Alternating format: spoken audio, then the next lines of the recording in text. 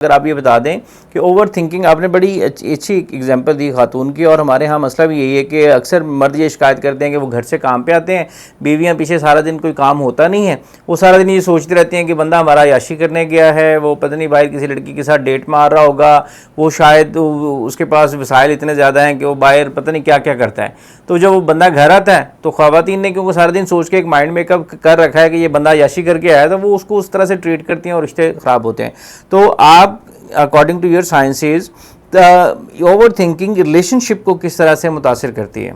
जी, over thinking तो बहुत ज्यादा मुतासर करती है ना।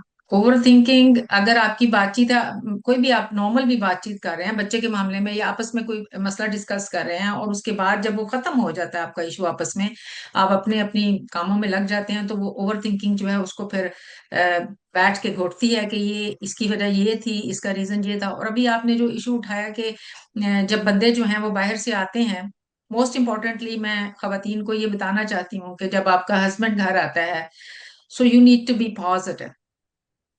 देखिए, आप ये देखें, आप दूसरे बंदे को ठीक नहीं कर सकते। पहली बात तो ये है कि आप डाउट नहीं करें, ओवर थिंक नहीं करें। हो सकता है ऐसी कोई बात ही ना हो। Why are you over thinking? If there is anything वाकई है तो उसका ये तरीका नहीं है। You need to sit and address the problem. You need to talk to each other. You need to handle that appropriately. मगर इस तरह से डाउट करके, शक करके, शक भी तो एक बीमारी है ना। अगर वो औरत में है या मर्द में है, सो वो तो उनका रिश्ता वैसे ही रुइन करेगा। If you don't trust each other, आपका रिश्ता आगे नहीं जा सकता। दूसरी बात यह है कि बहुत इंपॉर्टेंट ये है कि आप जब आपका हस्बैंड घर आता है तो आप उसको पॉजिटिवली वेलकम करें घर में, और अपने घर का माहौल जो है वो सही रखें, बजाय इसके कि आप शक करें। You can always ask. और ओवर थिंक करना, डाउट करना, this is I would say it's a psychological disease. It's not normal. अच्छा मैम, इसका क्या सलूशन है? बहुत सारे लोगों का ये सवाल है कि हम ओवर थिंकर्स हैं, हम ओवर थिंकिंग करते हैं, लेकिन हम इसमें से निकलना चाहते हैं। तो क्या आप हमें कुछ 5 ऐसे तरीके बता सकती हैं जिससे हम ओवर थिंकिंग को कंट्रोल कर सकें?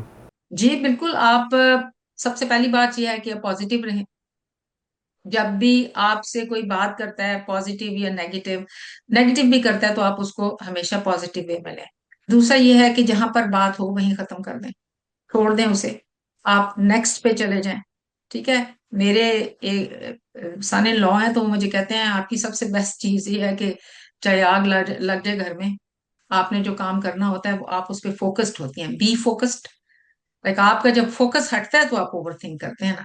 Be focused. और उसके अलावा ये है कि आप अपने जो भी रिश्ते हैं उसमें एक मोहब्बत और एहसास पैदा करें। ठीक है। ओवर थिंकिंग का सबसे बेटर वे ये है कि आप बहुत फोकस्ड रहें, जहां पर हैं प्रेजेंट में रहें। डोंट अपने दिमाग को इधर उधर मत घुमाएं। If you are not in the moment, you are over thinking. और कभी भी आप प्रोडक्टिव नहीं हो सकते अगर आप इन द मोमेंट नहीं है। आपको इन द मोमेंट होना बहुत जरूरी है। कोई इसके लिए थेरेपी जो लोग घर में कर सकें ओवर थिंकिंग से बचने के लिए? जी जी बिल्कुल। आप अपने दिमाग को बिल्कुल खाली करें किसी भी सोच से, और अपनी घड़ी जो है उस पे आप टाइमिंग्स लगा लें। ठीक है।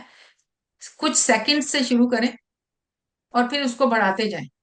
हम्म। क्या आपने बस खामोशी से बैठना है, सिर्फ अपने साथ, और कोई सोच दिमाग में नहीं आने देनी। आपको पता है इससे कितने कितने मेरेकल्स होते हैं। पीपल कैन सी इस दीवार के बाद के परली तरफ क्या हो रहा है। बिकॉज आपकी जो ओवर थिंकिंग है ना, वो आपकी कैपेसिटी को कम करती है। आपकी जो कैपेसिटी है ना जिंदगी में, बहुत से काम करने की, बहुत कुछ करने की, वो कम हो जाती है। इसकी जिंदगी कम हो जाती है, आपकी जो एनर्जी की। बिकॉज अगर आप कंसंट्रेट करना शुरू कर देते हैं ना, एवरी डे आपने घड़ी के ऊपर रखना है कुछ सेकंड, फिर आप सेकंड्स को बढ़ाते जाएं, मिनट तक जाएं, कि आपने उस दौरान कुछ नहीं सोचना। You don't have to think about anything. It's difficult, but not impossible. Once you will go there, that 1 minute you are not thinking of anything, just you are within yourself, you are good. You will not overthink anymore. बहुत शुक्रिया ma'am, thank you so much.